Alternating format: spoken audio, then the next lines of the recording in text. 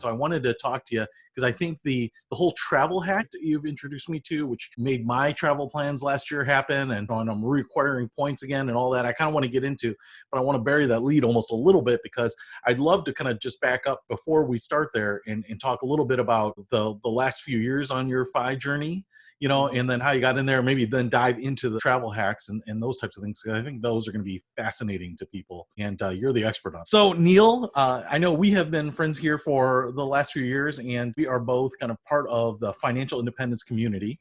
And the whole financial independence movement is actually fairly new. It's kind of burgeoning, and there's some resources out there. But I wanted to bring you on here because I know you have taken some amazing vacations. You and your wife have gone to some amazing places, done some amazing travel. And I think as someone from the outside looking in on this, your Instagram, Facebook, things that you share, man, you guys must be crushing it, putting away a bunch of money, saving a ton of money, finding these awesome places. It's probably very expensive nonetheless. And so I think as people that look on the outside and say, how do you do that? Because everything, when we talk about finances, feels so tight. We're usually looking for deals and things like that, looking for travel and vacations. And I think it would surprise people to hear how much you really spend on vacation. So I'm going to hold that out there a little bit because I want you to share your life hacks on vacation and all that, because it's absolutely fascinating. And you opened my eyes to it, and it's made all the difference in travel and in travel and vacations. I want to talk to you about that, but I think it's beneficial to back up a little bit and kind of talk about how you got there on that journey. So if we can back up maybe 3 or 4 years ago, you were doing all the right things. You were starting a family. You were managing your finances. You were putting some money away for the future. I think all the things that we're taught to do. Can you tell me a little bit about what your life looked like in terms of the financial picture maybe 4 or 5 years ago? Yeah, it's hard to even know where to start with this, Peter. But basically, I really feel like it started with me meeting my wife, because when I met my wife and when things started getting serious between me and her, and I've went back since to calculate this, and my net worth was pretty close to zero. I had some savings because I always saved a little bit. I had some savings actually with Ally at the time. But I had a ton of student loans and a car loan. And it was really when I met her and I just got to hear her perspective on money that a whole new world started opening up to me, that money could potentially create these opportunities. And there's so many different places I could go from there. So I'll let you direct. Yeah. And so you guys are out there working, and I think, both of you are fiscally minded. That's just the starting point. Now, fast forward a little bit in that picture, we connect, I think we start talking around 2017, we get introduced to each other, and you've got some goals and things that you want to pursue. At that time, do you know what you wanted to do? And I don't recall specifically, but I think you were already homeowners. It might have been saving more or cutting out expenses. That kind of sticks with me a little bit, that you were really looking like what kind of deals can I get, kind of the expense side of things, car, groceries, and those types of things. Is that kind of what you recall wanting to focus on around then? It was sometime in the first half of 2017 that I met Peter, which I would love to know more the exact month or day, because that is definitely one of the largest days of my life would have been meeting you, because it really did direct my mind towards a whole new world as well. I kind of said that one huge breaking point was meeting my wife and realizing, wow, we could potentially have extra money here. And then when I met you, it was, oh, right, this is what I could actually do with that money, like what the strategy would actually be. Because really, there were a lot of ways that through different podcasts that I learned to optimize our savings a little bit more. But my wife has pretty much been killing the whole savings thing since she was born. I mean, she just is so much more of the Choose FI character, Brad. She just doesn't spend. She just doesn't. And so as you're kind of going through this, you ended up going in and connecting into a bunch of podcasts, starting to follow them, listen to them. What were some of those podcasts that you listened to then, or maybe still listen to now? It would have been in the middle of the year of 2017 that you introduced me to the Clark Howard podcast. And then later, the Choose FI podcast, I was not content with just the Clark Howard podcast. I needed more, and I came back again to you, and you gave me that information, and Well, that's when things really started to heat up. yeah, yeah, right. I think a lot of people think about it as cutting on the expense side, and that's really where I discovered Clark Harwood too, whether it was cable deals or renting cars or whatever, because he does a lot on how to get the best deal. And I remember reading one of his first books, I think, "Living Large in Lean Times," which I think was written in the previous recession. Not the one that we will probably be going through now, depending on when you're watching this. But so I took a lot away from that, and he has a lot of life hacks on the expense side. But then you started implementing that, and then just wanted to go down this rabbit hole. And I don't know exactly what confluence of all that information was for you, but ultimately and eventually you get to this place where you are starting to be able to hack vacations.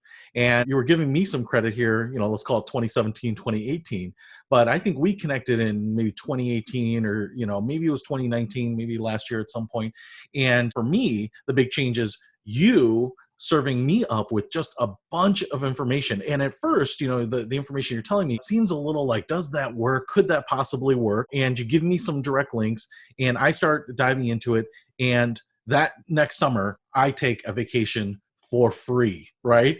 And it's one of these things, and I want to ask you about it, because I think when we're talking about saving, and putting more money away for some of those things, we often think about the stuff that we don't want to get rid of, right? And everyone really wants to take a vacation, and those can be very expensive. And I saw an average stat. I think the average person spends like $1,700 a year. If you think about that number, it's like over $100 a month that you really have to put into your budget so that you can get that typical vacation. If it's 1,700, and let's call it a couple thousand if you're a couple, maybe more if you're a family, that's not an insignificant slice to those monthly expenses.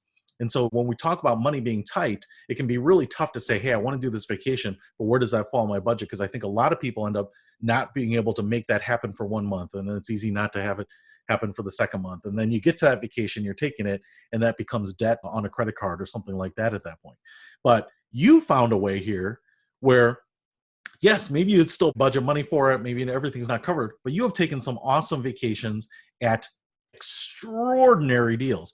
First of all, before we get into the how, can you tell me a little bit about where you guys have gone over the last few years on vacations? Because I'm not talking about like the local water parks and state parks and hacking it with really low cost trips. You have gone to some really awesome places overseas and other places. Where have you guys gone? So recently, we've went to Jamaica, Puerto Rico, Savannah, Myrtle Beach, Chesapeake, Atlantic City, Philadelphia, and then we were going to go to Florida and Arizona this year. Awesome. And what do your friends and family say when they see you doing these trips and taking these vacations and living this lifestyle? Are they at all worried about you, and your finances, and saying, can you afford this? Or, how are you budgeting that in? Or, do they think maybe you're increasing your debt load by going on these places? Has anyone ever commented? Because you go to some really, really awesome places I've never even been. Yeah, I think that they're not sure what's going on. Okay. Because finances is one of those things you don't often talk about, and I'd love to talk about it with them, and I just want to keep pushing into these things until eventually they start asking more questions, because I love talking about finance and financial independence, but I think that they don't really know what to think, because on one side, we have a very average sized house, a very reasonable house.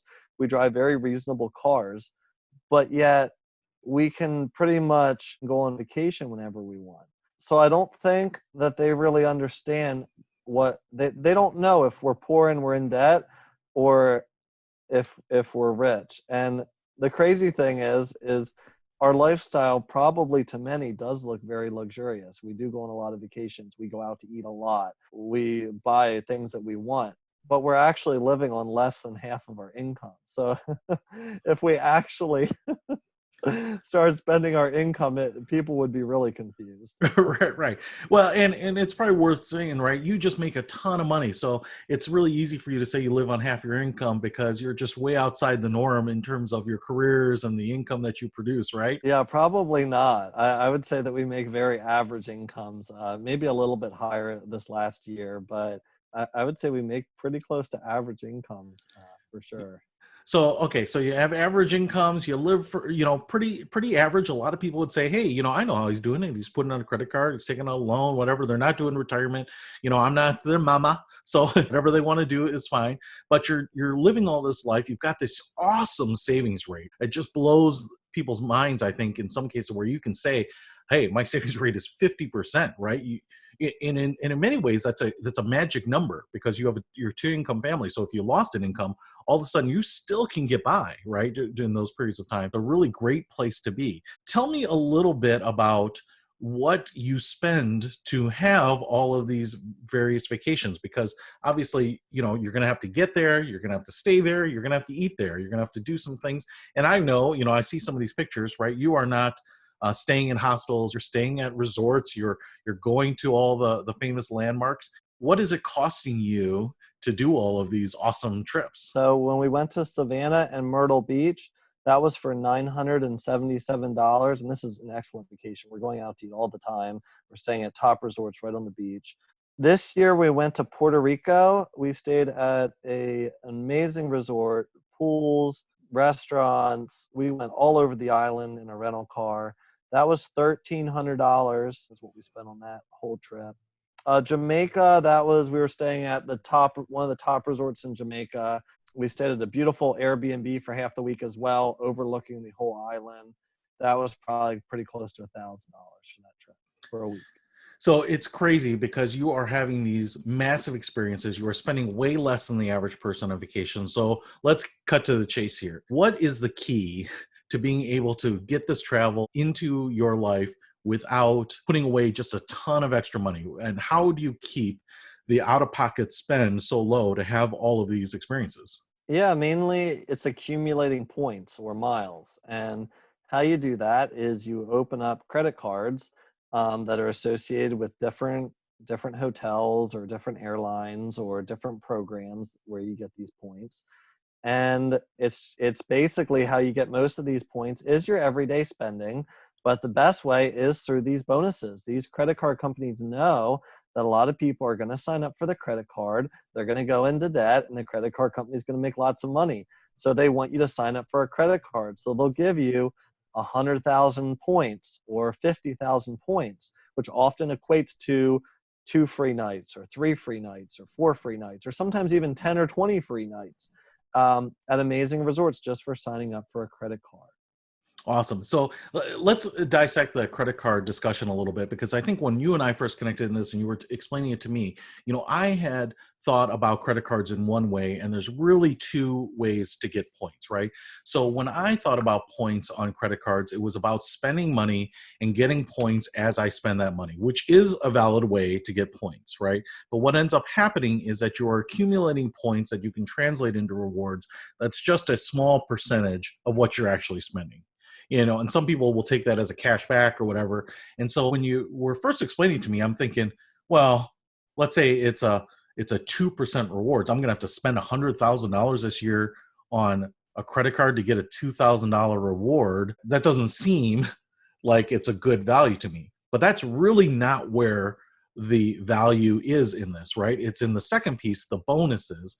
And what I think a lot of us, me in particular, just conventional people, you see these numbers out there, these bonus numbers, and they don't really mean a lot. We're so conditioned, I think, that bonuses are like these inflated numbers. What does that translate into?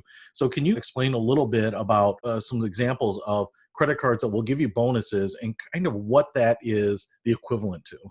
Yeah, so my favorite is, I'm a little bit biased because there's so many of these different programs. I particularly, one that works very well for me is Hyatt. I get a very high value on Hyatt points specifically. So Chase, which is really the leading program in travel rewards, Chase has a dozen cards out there. Chase Bank offers their own cards, but they also offer a Hyatt specific card.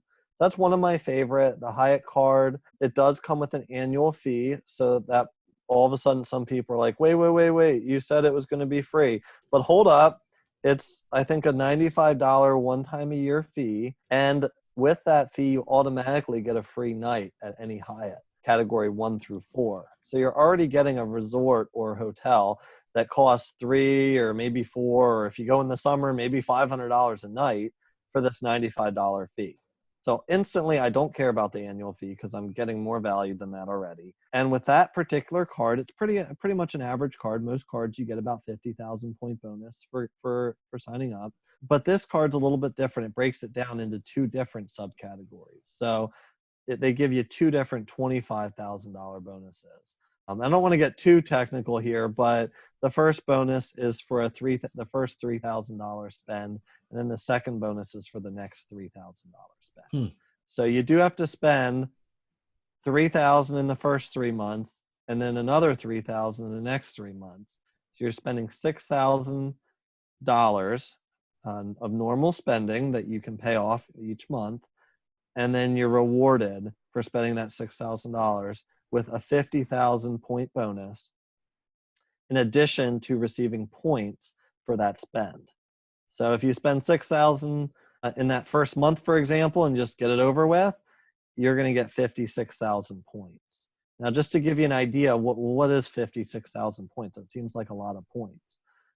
We stayed at a beautiful resort down in Puerto Rico. It was awesome. Had pools, had beautiful beaches, huge room that you got to yourself with rain shower, lots of great amenities on site.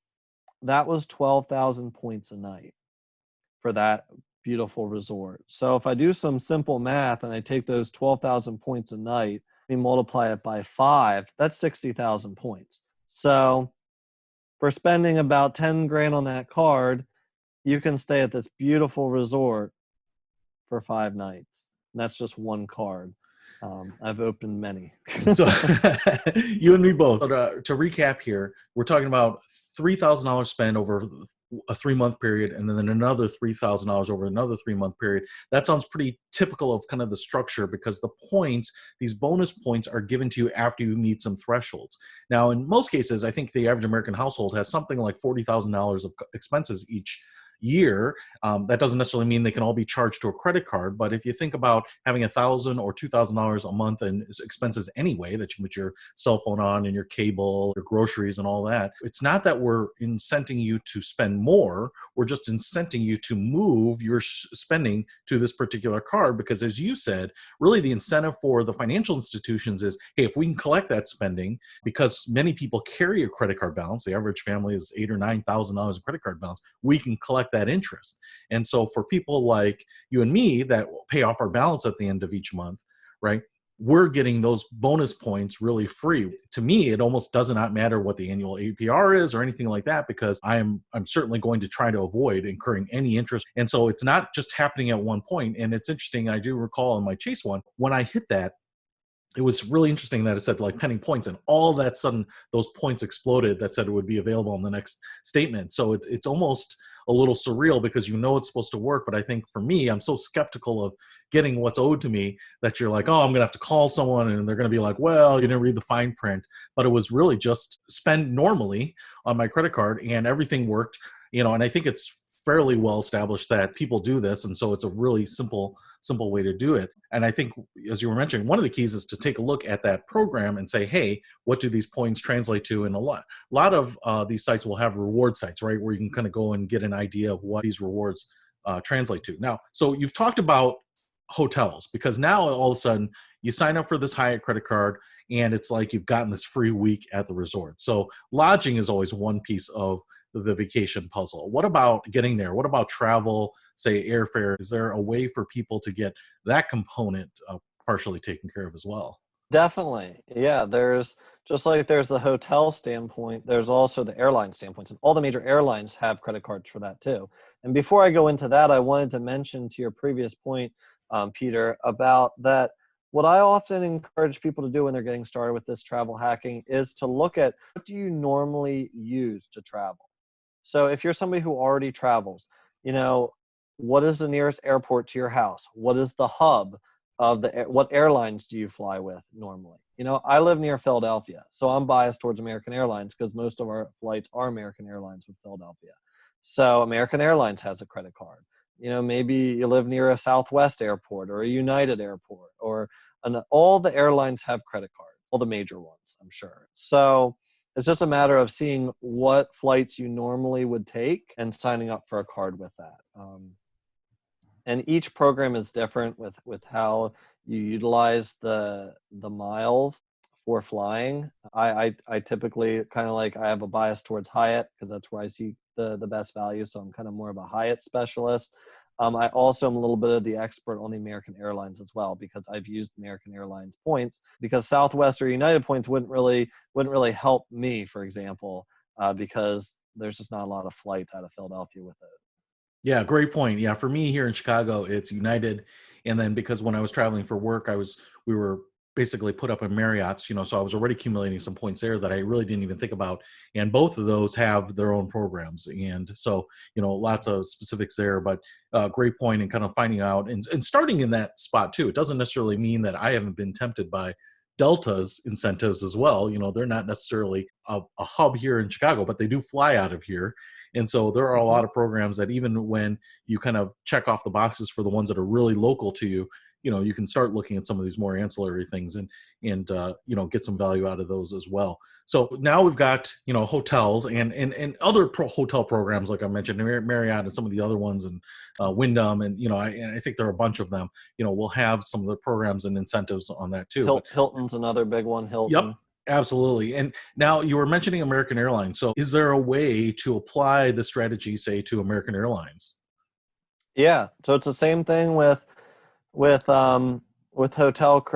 as hotel credit cards. It's the same thing with airlines credit cards. You can open up an airline credit card, and they'll often give you somewhere around 50,000 miles for opening a card. I think when I opened my card with American Airlines, I believe it was 60,000 at the time. So they do vary the bonus. Sometimes they'll give you a little bit of a larger bonus. They might be giving some really big bonuses in a couple months here because right now they really want people to travel. So maybe we'll see some 100,000 or point bonuses. So yeah, so I opened up the American Airlines credit card, and it came with, I think I had to spend $3,000 in 3 months, and then I got a 60,000 point bonus. So at the end of that, I was somewhere around, I think, 63,000 points. And I actually used some of those points to book a flight to Jamaica. And so I booked the flight round trip from Philadelphia to Montego Bay, Jamaica for me and my wife. And I want to say it was around 40,000 points. So I still have a lot of points left from that, but it was pretty much a free flight. We did have to pay the taxes and fees, which I think were $5.60 each. So unfortunately, it wasn't free. It was a little steep, like $12 for that round trip flight, but we just had to pay that. I think it's a worthwhile trade-off. So let's use that one as an example here. Let's say you fly to Jamaica, round trip, two people. There's really four legs to this trip, and it's 40,000 points. So each leg, each one-way leg, is about 10,000 points. How do you figure out what you can get, and does that vary? Does the amount that you have to redeem for flights vary by the trip? It does. It really does. And every airline point system is so different. How American Airlines does theirs is they have like almost like different categories of distances, and then they have different amount of points for that. So it's a little, so it could really vary. You could look on. You have to be flexible with airline miles, and that's why I like the Hyatt hotel miles so much better, points, because they're a little bit more flexible. But for airline miles, you just have to go where the good deal is if you want to get a really good redemption. For example, if that same trip to Jamaica, if I would have wanted to go in the summer and fly during a really busy time, maybe, I don't know, like a Friday to a Monday or something like that, it might have been 100,000 points for that same round trip for me and my wife. It's, you have to look at where the supply and the demand is, and you have to find the good deals. For example, I was looking at American Airlines points flights through their American Advantage, I think it's the program is what they call it, for direct flights from Philadelphia to Orlando. And they were actually having some web specials that were as low as 3,000 miles for a one-way flight. But then there were some of the exact same flights on different days that were like 20,000 for just a one-way, one-person flight. And it's like 20,000 points would be a ridiculous amount for a short flight from Philadelphia to Orlando. But I mean, 3,000 points. I mean, that's really, really low. I mean, my goodness, you could do that flight 20 times. Right. And I think one of, my top tips would be to look what the redemption is in points, and also look at what it would be if you were to buy it in cash, because I know on the United Yeah. site, you when you're logging in and looking for tickets, it'll say, are you using redemption points or are you trying to buy it? And I would always recommend going through that process if you're looking at a trip on both, because what I've noticed is that sometimes the point redemption stays the same regardless of what the actual ticket price is. And I wouldn't be surprised that now in the near future, some of these tickets are so cheap that it's actually, even though you could get it for free, you might be better off actually paying for it and holding off on those point redemption until the value shoots up. Because what I noticed is on one trip, and I was going to use some points, is that the round trip, if I broke it up into two one-way trips, the outbound, the one going out, and I think it was Chicago to San Diego, was like $360, but coming back it was $120. And so my points were worth basically twice or almost three times as much on that outbound flight. And it was actually better for me to redeem the 12,000 points, I think, for the outbound flight and just pay the cash for my return flight, because then I could hold those points back for another trip where I was getting more value on it. And you can kind of make those decisions on each individual flight. But I think one of the things that I learned was, don't just redeem the points because you can. You might want to take a close look and see where are there good deals. Yeah, sometimes a good rule of thumb is for any point system or miles for travel rewards is to do like, I think it's 2 cents per point, I I believe. think so. Yeah, I've heard that. Yeah. Yeah, so you want to get at least 2 cents per point for that travel, because if not, you're not getting that good of a deal. Like a typical flight from Philadelphia to Florida might cost about $100. So, you don't want to be getting that flight for 10,000 points. You'd want it to be closer to, 5,000 or less.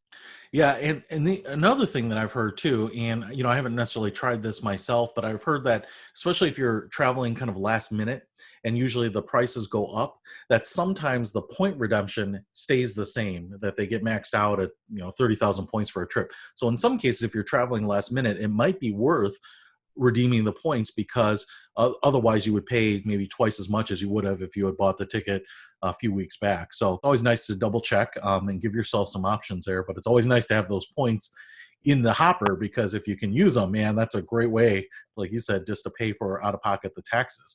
So we've kind of talked about two pieces of the credit card puzzle here. One, the points that you'll just get from your normal spend, which don't add up to a lot. If you're spending a lot and you have a small business or something like that, that's one way.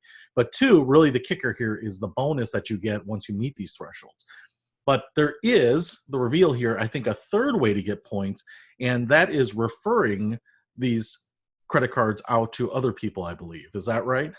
Yeah, so there, like we spoke before, the bonus is where you get the most points, typically somewhere around 50,000 points or miles for a credit card, but some are higher, some are maybe 100,000, some are lower, maybe they're closer to 30 or 40,000, but you want to get at least 50,000 there.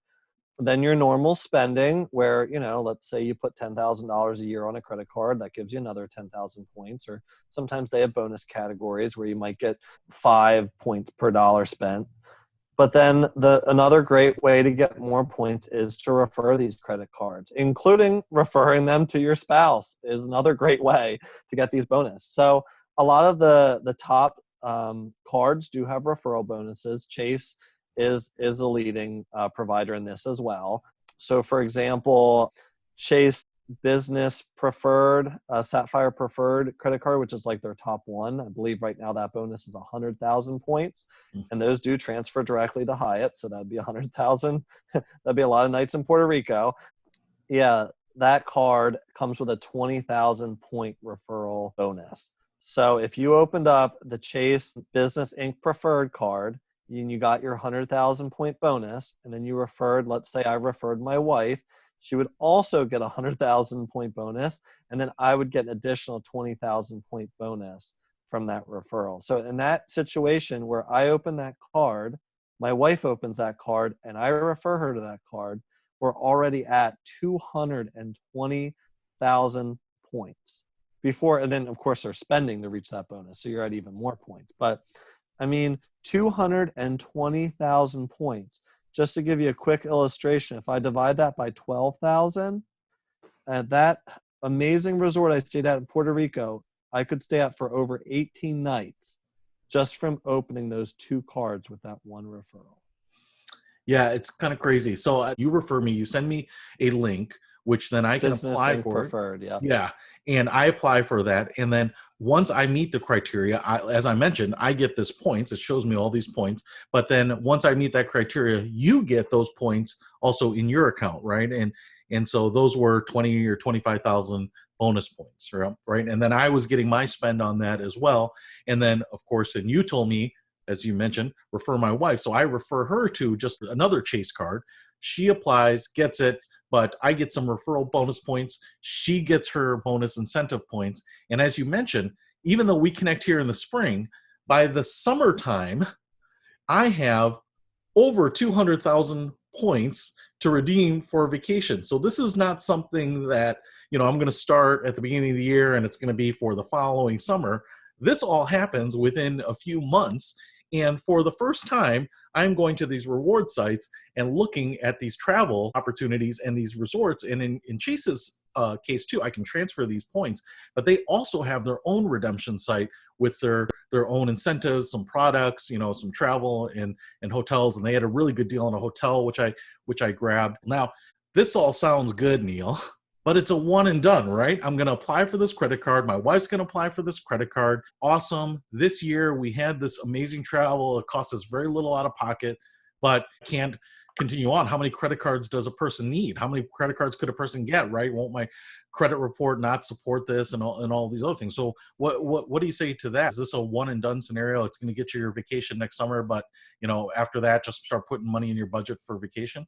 So you could definitely do that. You could do one and done. And that's how I usually encourage people to start with the travel awards, because they're very skeptical. Why would I want to open up a bunch of cards and do all this free travel, which I'm about to speak of?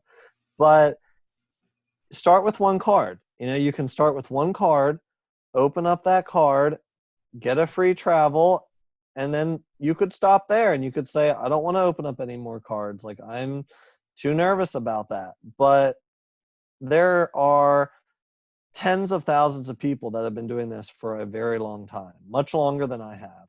And some of these people have 100 cards. I know another person, I think he has 300 or 400 credit cards, and his credit score is fine. If you are making your payments on time, if you are keeping your utilization low, which of course, the more credit cards you open, the lower utilization you're going to have, but it's not going to affect your credit. You can have 100 of these credit cards open and it's actually not going to hurt you. It's scary to think about. Why would I want to open all these cards? I understand. I felt the same way, but now I'm at the point where I'm about 2 years into this. I have maybe 10 travel credit cards that I've opened. My wife has about 5 that she's opened. We have, we probably accumulate over 1 million points already.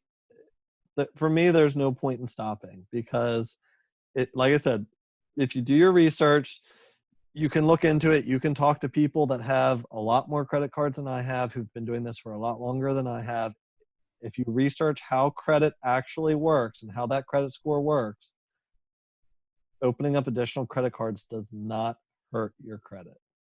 And so what you're doing is, say the end of the year comes around, or whenever the cycle ends for you, you're looking and keeping an eye on what the incentives are and the bonuses, and then opening up a new credit card and kind of going through this process again. Because as you mentioned, you haven't gone on just one trip. You have gone on trip after trip after trip, year after year here, right? Maybe on some trips that you never thought you'd take. You haven't been saddled with debt because one of the keys here is that you're not changing your lifestyle, right? You're using what you're already doing to get the advantage that these credit cards are offering you, but you're not necessarily spending more, right? I think the temptation is maybe if you have the credit to spend more, but you're just kind of doing everything that you normally would do, except either getting a better vacation experience or paying less out of pocket for the vacation experience that you would have paid for anyway, or maybe both. But I think that's really the big key here for me, is that I haven't had to change anything. The spending thresholds for the bonus have been low enough that I haven't had to go out and spend additional money to make that happen. I've been able to do that with my regular spending, or very close to it. And I think this is where I was worried about it. Hey, hits to the credit score because of credit check impacts, right? And those types of things. But I still maintain over 800 on my credit score, and I have as many credit cards as anyone ever has. I think that was one myth that I was worried about, when I first started, and it definitely, it was overblown. And I would also say that, this is me and my soapbox. What is the credit score really? It's the ability to get new credit, and if you're judicious with it, I think people sometimes obsess about, hey, it moved up 10 points or down 17 or up 3. What you want to stay is in, like I say, a good credit score range if you can. And I wouldn't continue to obsess about the micro movements. Lots of things can affect that. You mentioned a little bit about the annual fee. Well, a lot of these credit cards will have that. Will many of them offer you something, even if they have an annual fee? Like you mentioned, the Hyatt one gives you a free night, which can offset that fee. But how much should people look at those annual fees as well when they're looking at these cards? Yeah, you have to look at that. When you're researching and considering opening a card, I think it's important to look at the annual fee and look at what benefits you get with that annual fee. I think American Express has a card with like a $650 annual fee, but it comes with like free lounge access in different airports. It comes with, I think, a $200 like Uber or Lyft credit. If you're somebody who's flying every day for work and things like that, and you could get free buffets and drinks, or a room to shower in at the airport, or a bed to sleep on. If you're getting those lounge accesses, maybe $650 annual fee would pay for itself. For me, it wouldn't. I only fly 3 times a year, maybe 4 times. Eventually, we'll probably be flying more because we're just accumulating a ridiculous amount of points. But I'm not somebody who travels every single month, so I didn't open up that card. There's plenty of travel credit cards that have no annual fee at all. They're just free. The Hyatt card, which is the one that's the most used to me, that one has about a $95 annual fee, I believe. Most of the annual fees in general are somewhere between $95 and $125. But it just depends what you're getting. A lot of the hotel cards will give you a free night. The American Airlines credit card, who I think is through Citi, that gives you free check bags for domestic flights. So up to 6. So if you're somebody who flies regularly domestically on American Airlines, well, isn't it $25 or so a bag to check it in? So you could save that money in a very quick amount of time. I didn't actually want to pay the American Airlines yearly fee. I believe they waived it for the first year. A lot of these yearly fees are waived for the first year because they understand they want to lure you in with that big bonus.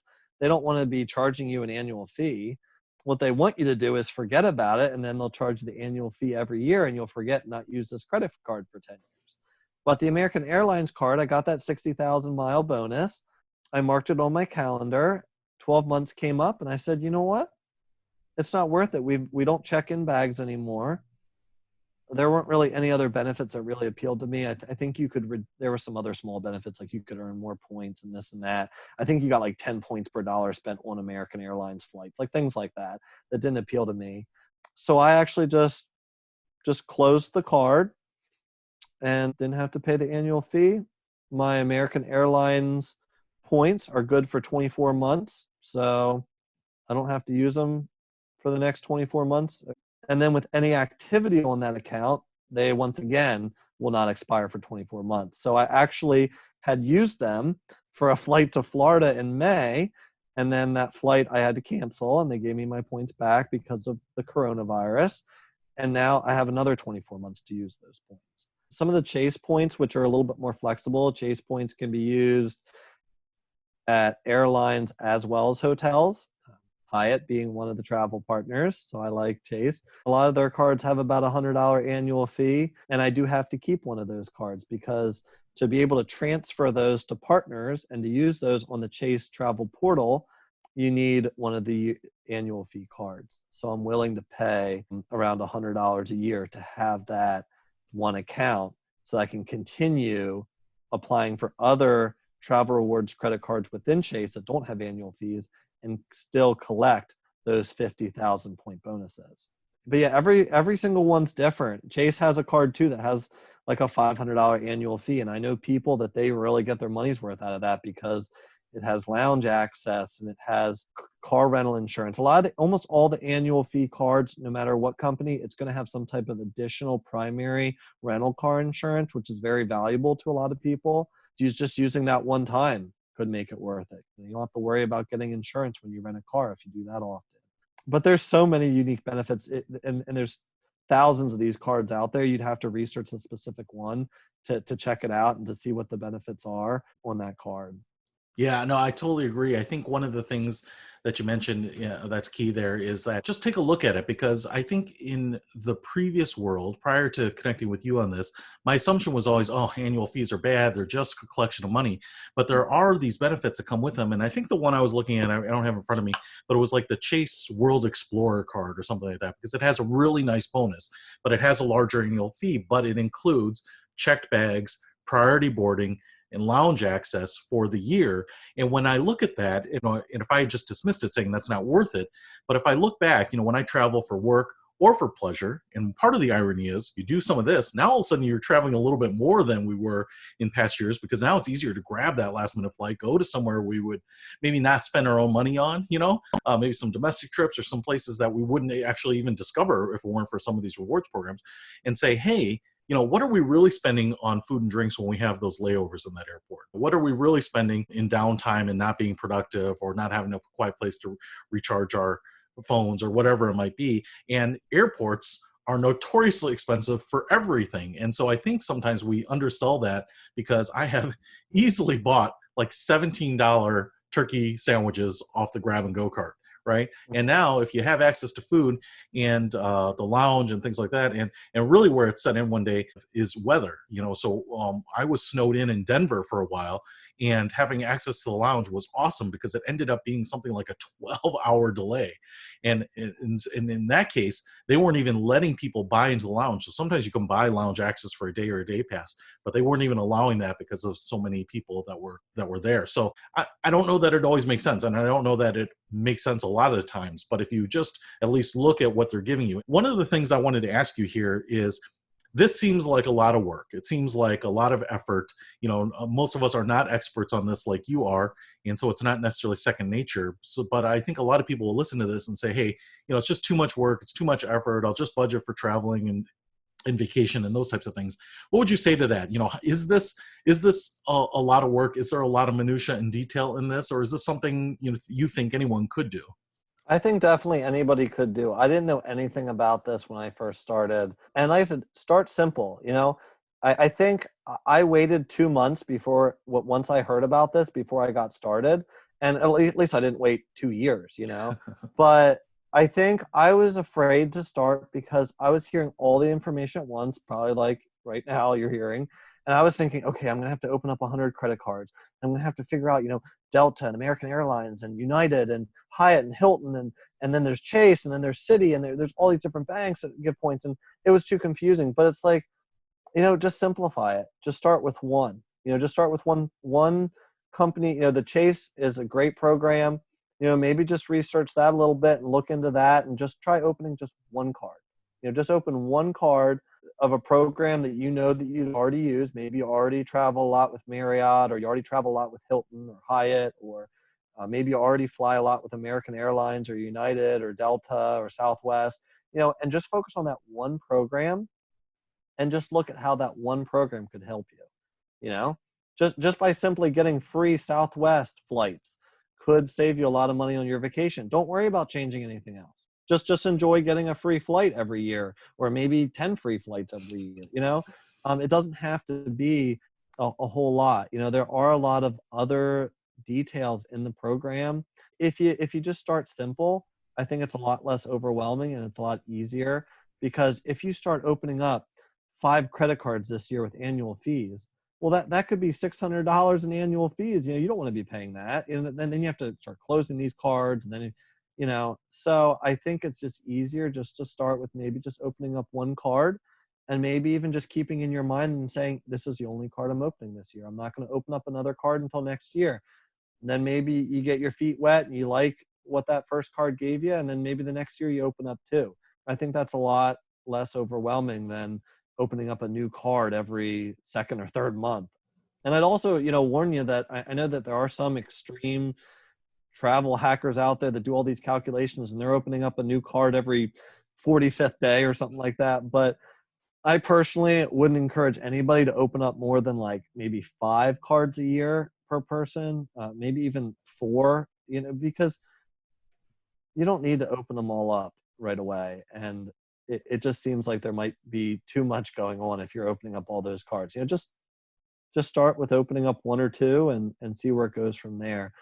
And there was another aspect of travel hacking I wanted to bring up as well before we move on from this conversation at some point, Peter. Yeah, all right. So, yeah, I think you make a great point, right? Just start small, pick something. Maybe it's something that you use most often. Maybe it's the airline in your area, the hotel that you like. Maybe you're going somewhere, you've got a vacation already planned, and you are going to go to this location, and you are planning on staying at the Marriott or the Hyatt or the Wyndham or whatever it might be, and see if you can get the card for that and see if you can accumulate those points before you get there and book it through that too. So I think I like the idea of just compressing it down to one. The other thing I would throw in here too is it's almost a rookie mistake to open multiples at this point because of those bonus period requirements where you have to put your spend in a certain period of time. If you open up even 2 or 3, you might not have enough spend to satisfy the requirement for all those. So instead of now getting a bunch of points, you don't satisfy any of the requirements and get any of those bonus points. So I really think this is more about doing things sequentially as opposed to doing them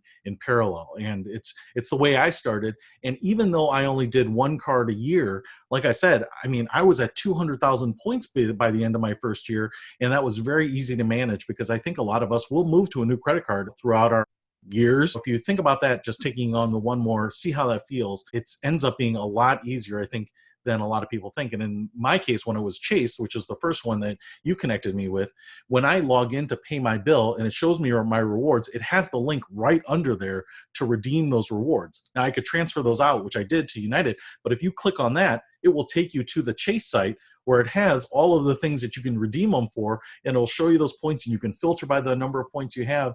And so they want to make it pretty easy for you, I think, in that case too. So it's a good way to just kind of get immersed and to see how that goes. Now, if you were to pick one card for most people that you think is a good place to start, what bank or financial institution do you think people should maybe look at or consider? The Chase Sapphire Preferred is typically the best starter card that most travel blogs will suggest that you start with. The Chase Sapphire Preferred is one that works for individuals, so you don't need to have a business to open up that card. Usually the bonus varies between 50 and 60,000 points. It does have an annual fee, but it's waived the first year. I think the annual fee is somewhere around $95 or $99. And that would be a great card to start out with because of the Chase program is flexible. Like we talked about before, you can transfer Chase points to other programs like United, Southwest. There's actually a way to kind of do it to American through one of their partners, Hyatt. There's a bunch of other hotels within their own platform. They actually have their own platform where you can pretty much redeem points for a cash value at almost any hotel in the world. So it's a flexible program that you're guaranteed to be able to get something with. It's not like, for example, if you were to open up American Airlines card and you didn't want to fly American Airlines, well, those points are wasted then. You have to use them on American Airlines. Chase points you can use anywhere. So there's no risk that way. And then again, if you get a year down the road and you say, you know what, I know I got these 50,000 points, but I'm just not that into it, you could just close the card and you don't even have to pay the annual fee. So there's no real risk. And the other nice thing about Chase points too, and I don't recommend this, but if you didn't want to travel or maybe, you're going through a time like we're going through right now with the economy being down and you need the money, you can actually cash out those travel points for cash. So if you have 50,000 points, that equates to $500. So you could just cash out $500 and use that to pay your mortgage. So I think that's awesome. These are some awesome tips. I am so grateful to you, Neil, for walking me through this a year or two ago, because like I said, it's not just the fact that maybe I can get that trip paid for, but it's allowed me to travel on some micro trips that I probably wouldn't have done in the past on my own because I would have paid out of pocket. But when you have that and you can get a good deal on redeeming those points or staying at a place that I wouldn't necessarily pay for out of pocket, then now all of a sudden I can stay at a place where it would be hard for me to justify that kind of spend. It's giving me a lot more opportunity. I've gone to places and I've stayed at places that I probably would not have done, right? And so it's just a really different experience, and it hasn't been any more work. I would say that maybe it's added 4 or 5 hours to my year of my traveling planning. This is not something on a day-to-day or weekly or even a month-to-month basis that I'm looking at. In most cases, I'm just doing what I'm normally doing, spending money, seeing those points accumulate. And at the time I'm thinking about booking, I look and see what I've got. You mentioned that you have another travel hack, and I wanted to ask you about that. What is the other travel hack that you want to share? So these travel programs, hotels, airlines, things like that, they have reward programs as well. They have their own reward programs, right? So for example, I'm most familiar with Hyatts because we stay at a lot of Hyatts because they're loyalty programs, right? No different than a gas station would have or a grocery store would have, But a lot of these hotels and airlines have these loyalty programs where you can get additional free things for using them often. So for example, with Hyatt, if you stay a certain amount of nights, you reach different tier statuses where you get additional things like free lounge and suite upgrades and additional free nights and additional redemptions on points. And American Airlines does the same thing too. If you go enough flights, I think you can get free upgrades and first you can fly. I'm sure you get enough, you use American Airlines enough, you can get first class whenever you want, right? And so sometimes that works well with the travel hacking because that can just provide you even more additional benefits, especially if you're somebody who travels often. So there's just all kinds of additional status levels with these reward programs. And if you find yourself liking one of these hotel chains or liking one of these airlines, or you travel regularly for work, why not go on one of these loyalty programs and get a bunch of additional free benefits?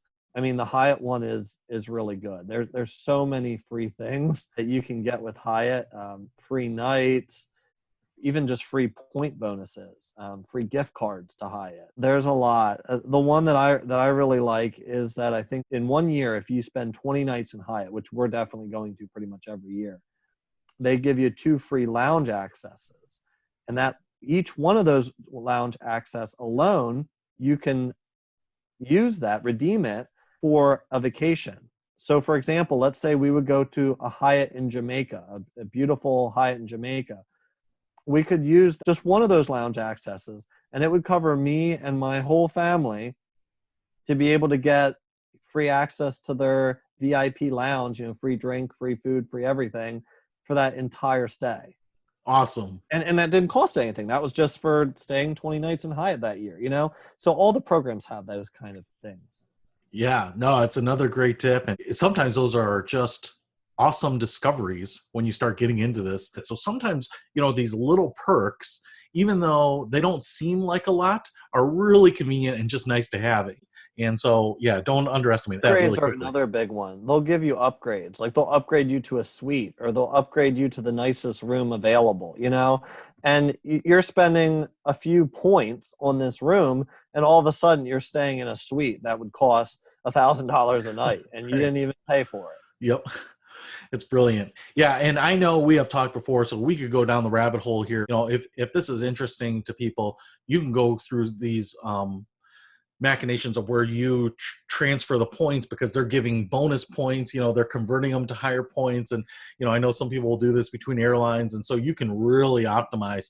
But I think, this is a great primer for people who are saying, hey, it doesn't sound like it's worth it. What do those points really entail? Don't I have to spend a lot of money? I think you've helped demystify this because you did for me, because I just always thought it's just not worth it.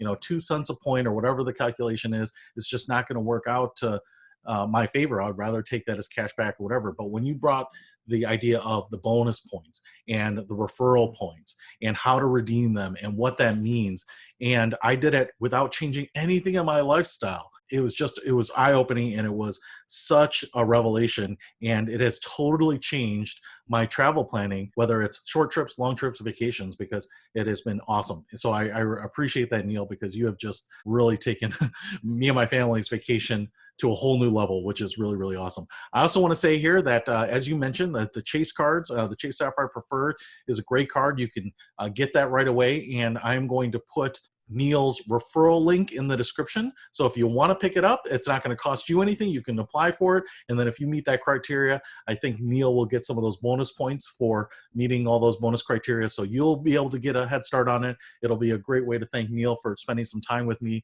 to explain this. And, hopefully maybe you and I would be able to connect again, and so you can share some more of these insights on all these things that you're learning here. So appreciate For this a sure. lot.